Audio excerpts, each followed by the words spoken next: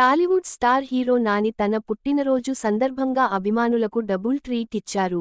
ఇప్పటికే the paradise cinema అప్డేట్తో ఉత్సాహంలో ఉన్న ఫ్యాన్స్కు తన 32వ చిత్రంతో మరో అదిరిపోయే సర్ప్రైజ్ అందించారు. ఓజీ ఫేమ్ సుజీత్ దర్శకత్వంలో నాని చేయబోయే ఈ చిత్రానికి బ్లడీ రోమియో అనే ఆసక్తికర టైటిల్ను ఖరారు చేస్తూ ఓ అనౌన్స్మెంట్ వీడియోను విడుదల చేశారు. గతంలోనే ప్రకటించిన ఈ ప్రాజెక్ట్ కొన్ని కారణాల వల్ల ఆలస్యమైనప్పటికీ తాజాగా అధికారికంగా మొదలవడంతో సినిమాపై అంచనాలు భారీగా పెరిగాయి. ఈ చిత్రం ఓజీ యూనివర్స్కు సంబంధం లేదని, సుజీత్ తొలి చిత్రం రన్ రాజా రన్ తరహాలో స్టైలిష్ యాక్షన్తో కూడిన డార్క్ క్రైమ్ కామెడీగా ఉంటుందని తెలుస్తోంది. ఇందులో నాని ఒకవైపు చెఫ్గా కనిపిస్తూనే మరోవైపు గ్యాంగ్స్టర్గా రెండు విభిన్న షేడ్స్ ఉన్న పాత్రలో నటించనున్నారని సమాచారం.